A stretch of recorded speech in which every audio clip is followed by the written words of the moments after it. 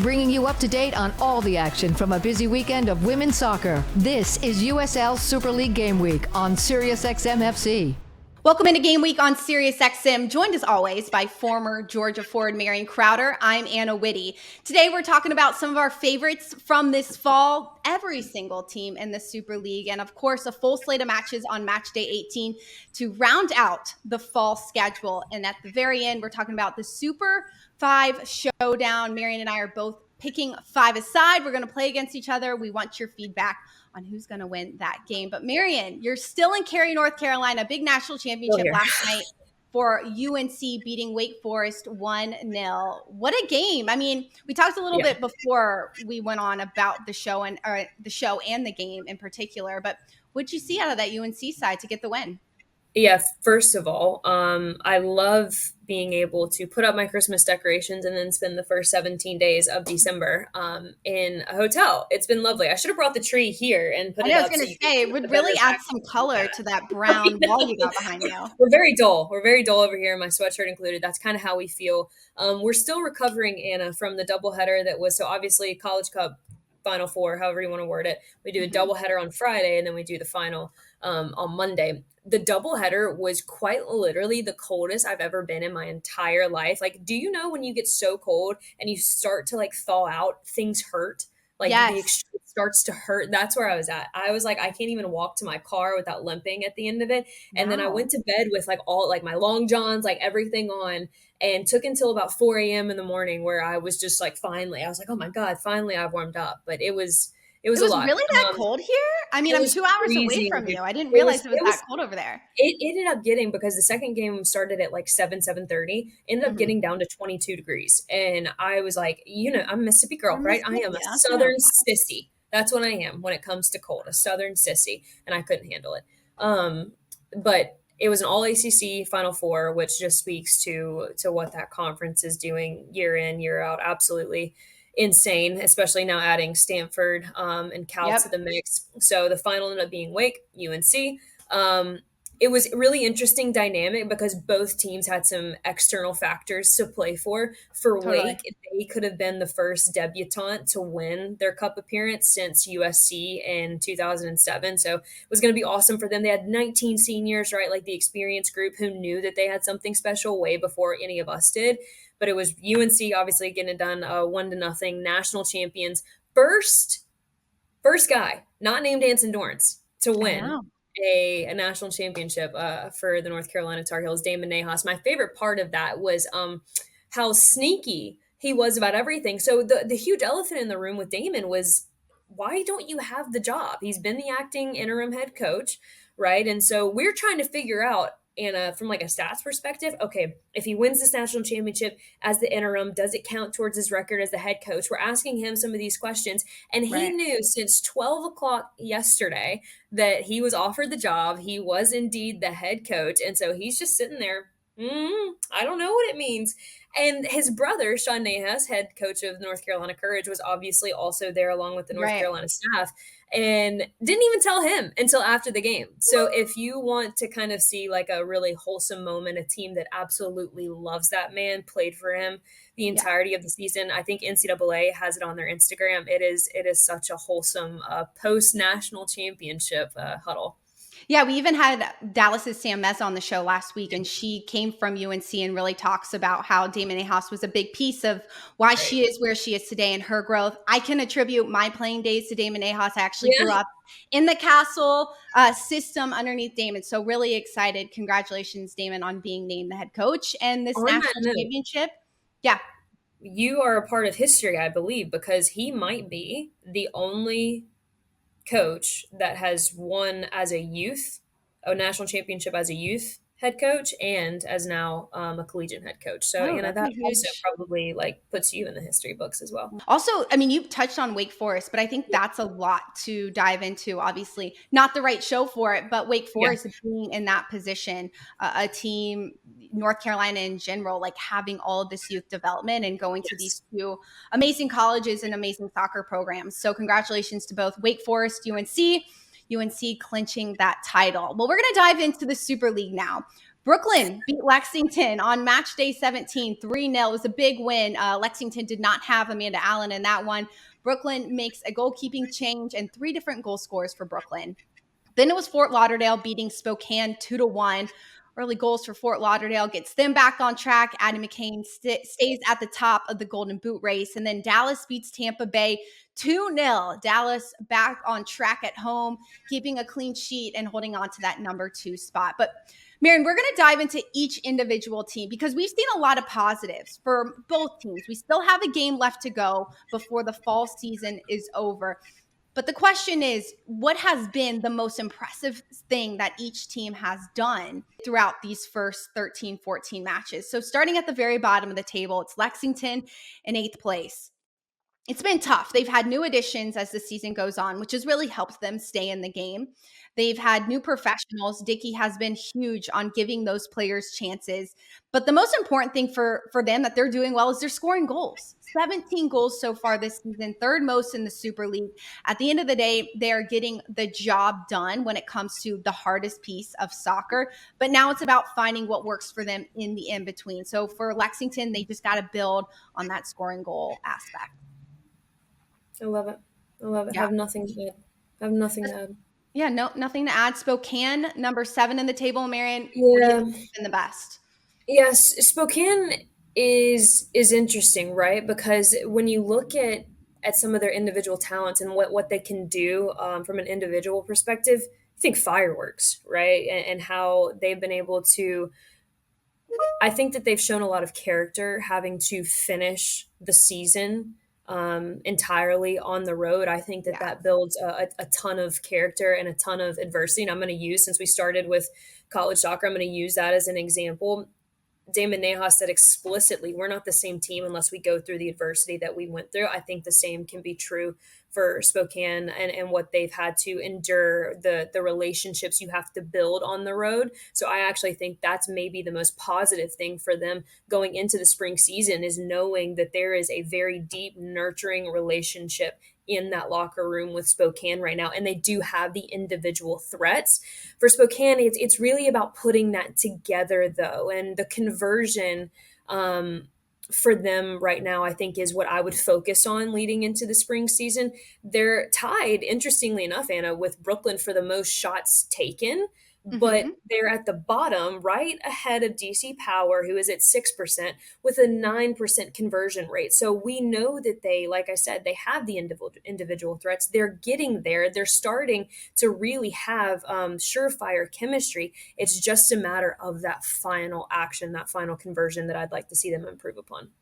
Spokane finishing their season on the road, 6 games on the road. That's a lot. And that's a lot to ask for from a new team.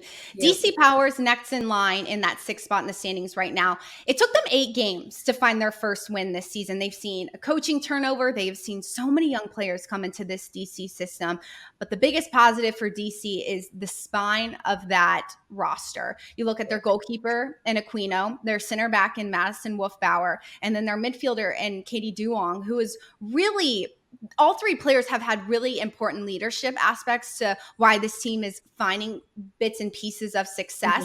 But there's those 3 really important pieces that are things you can't necessarily replicate in every single team, and players that you can build around. So for DC Power, finishing this fall season with just 1 game ahead, make sure you get that win. But then you take 2 months off in the spring and you look how to build around those 3 players to continue to climb the table. Yep, I love it. And I believe we're going to Tampa next. Tampa Bay, what an interesting group, right? If you look at the stats, and I say that because they're a little bit of an enigma, because they're good at just about everything. Have you heard the phrase ever, good at a lot of things, not great at one thing? That's kind of like what I master of none, jack of all trades. Yes, and that's not a bad thing. Look, right, like you want to be a balanced team, and I do think that Tampa Bay is a balanced team, but if you just look across the categories, right, they're always kind of just right in the middle of the pack. And so for me, the thing that's been most impressive about them as we hit the tail end of this season is the fact they've only been shut out in 2 of their last 6. I think that is a huge step in the right direction from them. Most of the last 6 have been multi-goal matches as well. So we are seeing a major influx, a major improvement from where they started the season in terms of their ability to score goals on command. Now, with that, a huge part of it is because they have found a star in Cecile Nielsen. And I think what they can do to support that star in the spring season is really where we're going to see the trajectory light up, or it could go down. I think that having a star, having a game changer, having an impact player is obviously something everybody wants. But what people often overlook is how are you going to support? What is the support system around that star?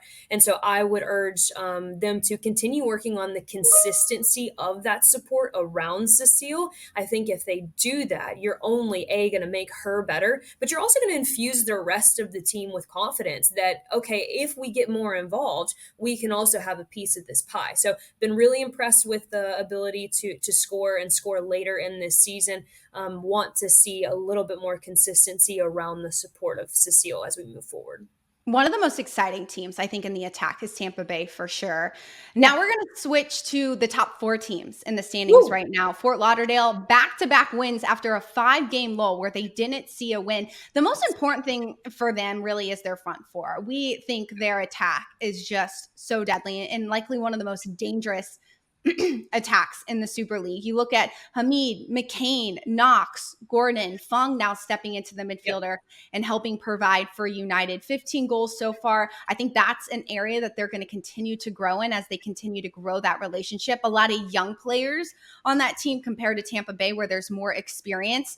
Fort Lauderdale, it's about that consistency and just allowing each game to come and taking it as it goes, especially for that attack.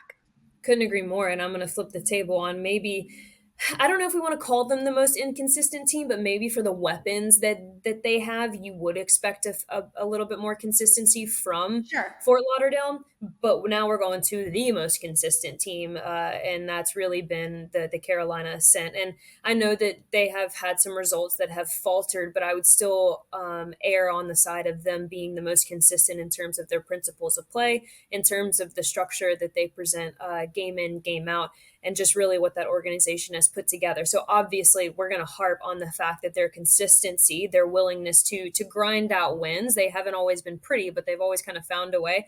That's been really what's kept them afloat, I would say, in the first part of the season. Where I would love to see them improve is their goal scoring. And it's as simple as that. They've had 100 penalty entries and just 1 goal in open play through the last 4, right? That's not good enough, especially for players like Mia Corbin, like Ashlyn Sarepka, like Jada Bedoya. They have the ability to break teams down in multiple ways. We've seen that evolve, and that's been a really bright spot for them as we've seen the attack evolve. But now it's about the final action, very similar to Spokane with the conversion rate. I would argue that Carolina's defensive structure is a bit ahead of Spokane's, and that's a big reason why we see them still near the top of the table. But if they don't start finding a way to score the opportunities that they're given, I do think it's going to start to catch up to them. Carolina came out of the gate just blazing with talent, with consistency, so good. So watching that on the flip side in the spring, can they replicate that coming out of the gate will be something certainly to watch for. Dallas in that number 2 spot in the standings right now, the most experienced team. You got Meza, Dorsey, Brooke, Weinbrenner, Hudson. You add Danielson into the mix, who's been flipping positions in the midfield and the attack this season. Experience is what's been the key to Dallas, and also just getting everybody on the same page. It started kind of slow. Then they had that massive uptick and a 6-2 win against Lexington. Then they kind of leveled back out and couldn't find that groove again. But once they figured out how they want to play underneath Coach McDonald, how they want each player to kind of flow amongst each other and really use Meza as that structure in the midfield, that's when we saw Dallas really blossom. And coming off this 2-0 win against Tampa Bay, solidifying that number 2 spot heading into that final game puts them in a really comfortable position.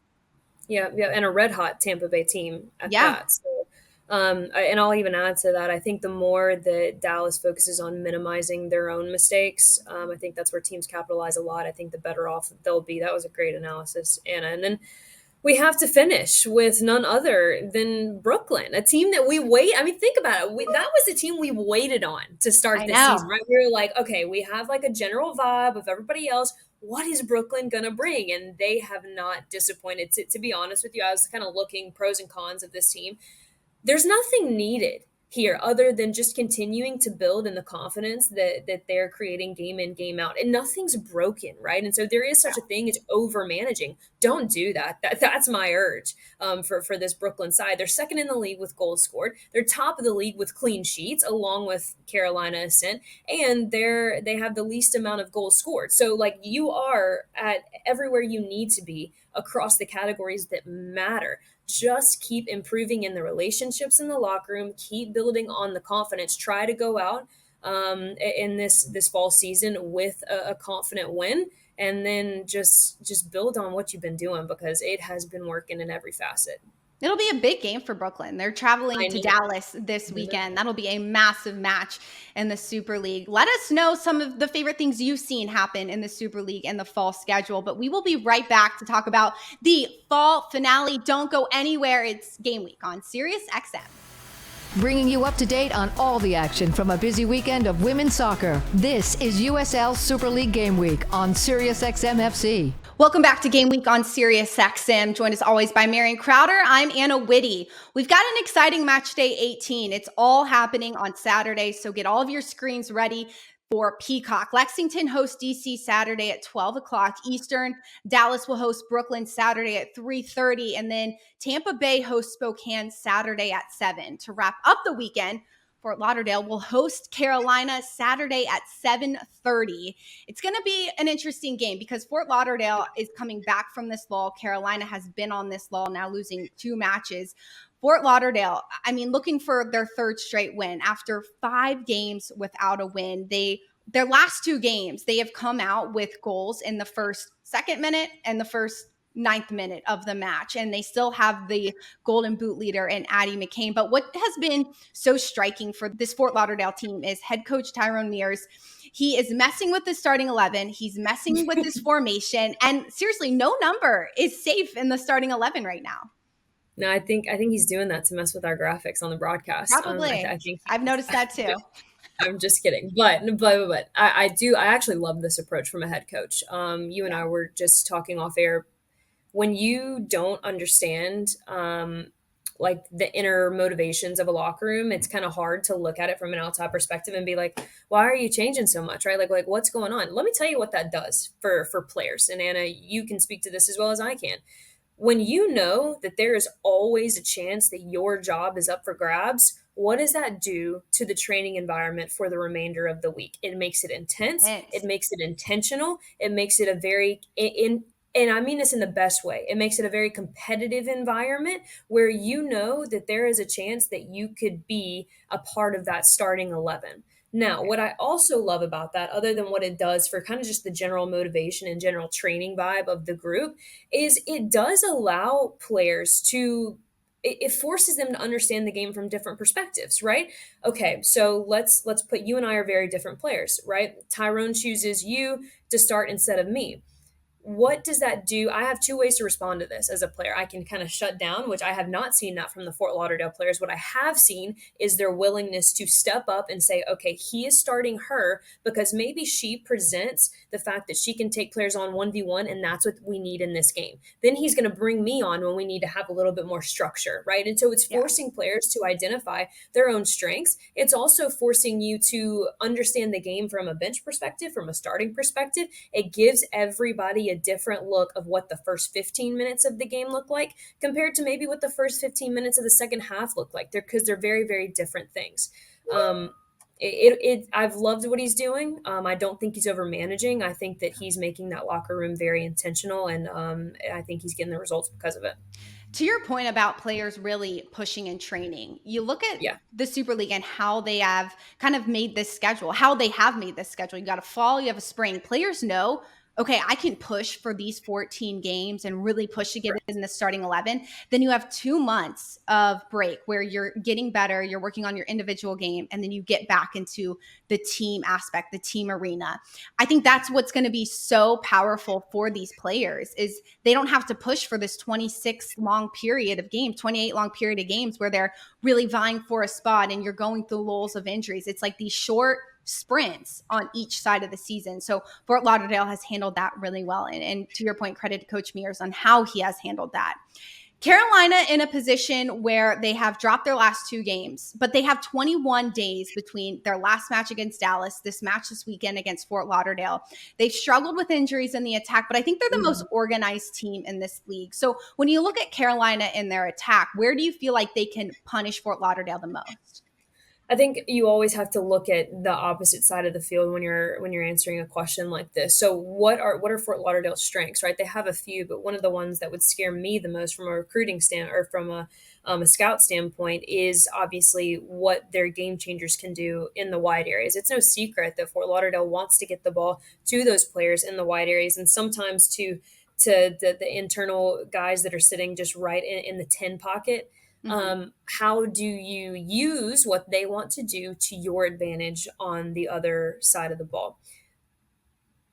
Oftentimes, how you can impact wingers like that is forcing them to do the defensive work. For Carolina, that bodes very well. They are a team that can keep possession with the best of them. They can force the chase out of those front central players. So I'll be interested to see how Fort Lauderdale comes out from a pressure perspective. Yeah. But I think the more that Carolina can actually play down the width, cause overloads in the wide areas, get services out there, I think the more you are going to force the wingers of Fort Lauderdale to do the defensive work, which is ultimately going to help you because they're going to be pinned too deep to actually be a threat going forward. So I think that's one. I think the other reason that overloads in the wide areas will be key for Carolina is because it's going to have to force players like Felicia Knox, right, potentially out of the central of the park. We know that Fort Lauderdale likes to kind of bypass that first line of pressure, turn, ping a ball wide. If, again, you can force a decision for a player centrally to have to now come defend you wide, you potentially can then shift your shape over, pick up the second ball as they try to get out in that central area, and now you've got numbers going to goal. So I really do think the wide areas are going to be key for Carolina just based off what Fort Lauderdale wants to do.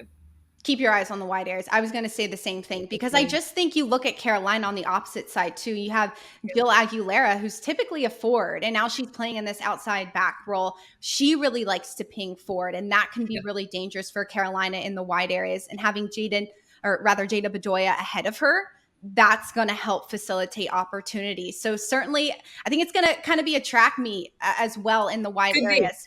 Could be. Yeah, because Fort Lauderdale has the pace that Carolina has, and they're going to be looking to match each other. No doubt. Well, stick with us. We still have to get to the Super 5 Showdown. It is game week on Sirius XM. Bringing you up to date on all the action from a busy weekend of women's soccer. This is USL Super League Game Week on Sirius XM FC. Welcome back to Game Week on Sirius XM, joined by Marion Crowder. I'm Anna Witte. Well, we are nearing the end of the fall schedule, so it is time to pick our 5 favorite players from the fall schedule. Marion, as always, let's play a round of rock, paper, scissors, shoot to see who goes first. Okay. Yeah. Ready? When we go rock, paper, scissors, shoot, right? Yeah. We're not? Yeah. Okay. No silly games here. Okay. Rock, paper, scissors, shoot. I haven't won once. You haven't won. I think you even won my paper before you gave the rock. I haven't won it all, Anna. I'm sorry to hear. I'm actually so infuriated right now. We all know rock, paper, scissors isn't your game, but it is mine. I'm very proud of myself on that one. Typically doesn't go in my favor. Whatever, dude. Whatever. Okay, well, we're going to start. Go ahead, pick who I wanted. Go. Oh, okay. Formation-wise, as always, I keep the 2-1-2, but it's fluid based on the players we have, and we'll get to that. My first player is a defender. Dallas has been so good in the last few games and really to round out this fall schedule. So I have to go with a center back from Dallas because they've also been playing in this 3-back. So if you're a center back in Dallas, you know you can hold down the fort by yourself. Jenna Weinbrenner is that player for me in Dallas's system. She has only allowed 1 goal in the last 4 matches with Dallas, and I think she's an experienced player who understands different areas of the field. We've seen her as an outside back with the Kansas City Current. She's really good communicator. So Jenna Weinbrenner on my team. I think she can score too. I think you got Yeah, a definitely dime top there. side. I'll go you defender for defender Okay. and go Vicky Bruce, Carolina Ascent. I want someone who, as the rest of my team is going to be attacking upwards. I want someone who can start that attack. Vicky Bruce, we have seen her distribution be an absolute gem for Carolina, whether it's pinging a long ball, whether it's being able to solve pressure individually. She's a player I would trust 1v1 in any kind of like transitional moment. I would trust her to keep the integrity of what we have in front of us. She is my defender 1v1 that I'm going with. I like that. I like Carolina's defense this season, and that's why I'm going with another Carolina player on my team. It's Jill Aguilera, who, as I had mentioned, she likes to play in the attack. She's more of a forward, but Coach Philip Poole has really dropped her into that outside back role in the absence of Addison Merrick. Aguilera can get up. She's got really good defensive principles that you can see. That's been a part of her game for so many years at the professional level. So she's not going to be held back by Weinbrenner. She's going to be released to go forward. And yeah, I want to use another defender who can get forward and help facilitate opportunities. So add Aguilera to my team. I'm going to go ahead. I'm in between because I feel like you're going to pick one of the next 2 that I have on my list. So okay. I'm going to just stay with the terms of being able to solve pressure in tight spaces, like I said, for Vicky. Okay. I'm going Sam. I'm sorry. She's got to be on it. She's got to be on any kind of small-sided. Sam Meza, Dallas Trinity. I think she is incredible in tight spaces. Her ability to maneuver in and out of tidy little pockets is absolutely keen. She can also hit from distance. I know we're small-sided, but I do still think that there's room for that. And then her vision, the cheeky little passes she can play in a short vicinity. She's my second pick. Meza has been absolutely electric. You're really moving up the pitch fast. I like that. I told you that's why I need Vicky. That's why I need Vicky too. Yeah, that's why you need Vicky. You got Vicky because everybody else we're going. I have Weinbrenner. I have Aguilera. So now I'm going into the midfield. This is a player for Tampa Bay who has come in and has really helped them in that midfield position. Just shore things up. Stop conceding so many goals. It is Jade Moore. I think she's done a really good job of offsetting Jordan Listro, allowing her to get forward. She's really smart, sound on the ball, can switch the point of attack well, and can get forward, and is really good connecting those 2 lines. I think Tampa Bay's had a really nice midfield the last few games, so add more to my team. I do too. I am going to go with maybe a player that doesn't get talked about enough, but does all of can obviously do everything on the ball that she can do, but also has the willingness to do the nasty work off of the ball, right? And that's Carly Giamona. Tampa Bay. I think that she has been so instrumental in what they've been able to do the last stretch of matches. I think she's willing to win the 1v1 duels, which is obviously so important in a small-sided game such as this. But I also think that she's got the ability to create for others and for herself, and she can act as the balance to Sam if need be. And potentially, I'm going to tease my next pick if you don't grab her from me. Ooh, okay. I like this. I'm not necessarily following, but I do think this is a good point that both of us are picking Tampa Bay players back to back. Like, I think that just shows their potential and how good they are right now and where they're going to go once the spring hits.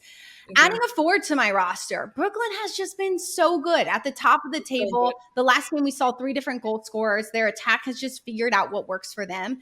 And that's a lot of credit to how Silva has them playing. She's giving them so much freedom. And it's Luana Grabias. She had a hat trick against DC Power. She's a player who really was coming off the bench for so many games because she's more of a technical player, not a speedster necessarily. But I think she's a really nice addition to Moore in the midfield. I think she can help connect the line. And then I'm going to add a forward who's going to bring that speed. But Grabias, so sound on the ball, good with the ball at her feet. She's technical, can obviously score.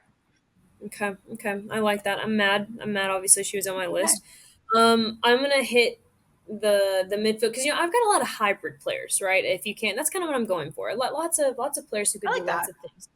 Felicia Knox is who I'm picking, okay? Because versatility, huge. I've seen Felicia Knox play in a much more attacking role. We've obviously seen Felicia Knox play out wide for Fort Lauderdale. We've seen her play centrally, a more deeper role. She has the ability to do it all. And again, if you notice a theme throughout my team, all the ability to solve pressure in tidy spaces. You can trust them 1v1 to win their duel and then pick their head up to find the next pass. So Felicia Knox, I think she's been brilliant of late for them. She is who I'm going with for my fourth pick. Wouldn't you love a team where it's Meza and Knox in the midfield? Like what that could do to Don't tempt me with a opponent. good time. What'd you Don't say? tempt me with a good, I said, don't tempt me with a good time, because I will go and try and put that birdie's ear out somewhere. Be like, how do we make this happen? How do we make this happen? Coaches, GMs listening to the show, we need to see that. Just kidding. All right, my last player on my five-a-side team is Spokane's Emma Jaskinek. You know, Spokane is in a tough position. They have 6 games on the road to finish out the season. This is a team who has handled it really well. They haven't won a match, but they've seen only 2 losses, 3 draws through this period of time. Jaskinek is a speed player. She is a player that Coach Johnson has really trusted to be that true 9 in their system to prove herself. And I think you get players like Moore behind her, Grabias to help facilitate opportunities, players who can bring the ball a little bit closer to Jaskinek. I think she could really thrive in that type of system. What a pick. I'm so mad at you. Now I have to rework Win a round of rock, paper, scissors, shoe, and then we'll see. I can't, dude. Obviously, I can't. I can't. Okay, all right. Give me 30 seconds. Now that you've stolen my team, my entire team, you just steal them. Just steal them. You need a forward. Okay, I think you've stolen one for every time that we've been together, to be honest with you. I think you stole one of mine last week. That's why I had some backups in play. Well, that's fine. That's fine. All right. Let's hear it. I think I have it. It's going to be a repeat. Okay. And you're going to be mad, but I can't help but pick her. A repeat from a previous team or? Mm-hmm. Okay. No, not from a previous team. A repeat from a previous five-a-side. Okay. No, that's what I meant. Okay. Mary Kate McGuire, Lexington. That's a good one. I don't think you can't. And, you know, I go back and forth, you know, her, Maddie, right? Like, yes. Who is it? Yeah. And you just, I do think with the current personnel that I have, Mary Kate is a better fit. I think that they both bring obviously some interesting things, but I think Mary Kate has the vertical stretch if need be. And I have a lot of players who have a tendency to drop deeper. And so that's why I want a little bit of that balance. Both of them, Maddie and Mary Kate, proven goal scorers, can score at any given moment. So even if my team is low on the tide, we know that we have a chance. I mean, Lexington right now, the bottom of the table with 17 goals. You have to credit Parsons and McGuire to be a part of that, to be able to do it when no one's necessarily getting the job done on the defensive side of the ball. Their ceiling, efficiency, baby. Yeah. I mean, their ceiling is so high, and efficiency is the name of the game. That's why Lexington could be a silent killer once the spring rolls. Agreed. Oh my, don't count them out. Count them out. They shore some things up in the spring season, and they've got some instrumental pieces that Mike Dickey has done an incredible job to add throughout this season. Spring season isn't here. We have one more game for each team in the fall finale this upcoming weekend. You can catch all those matches on Saturday. Also, let us know in the comments what you think about our five-a-side teams. Who's going to win this battle? And also, who would you put on your five-a-side team from the fall? There's a lot of good pieces that we left on the cutting room floor. Ton. Yeah.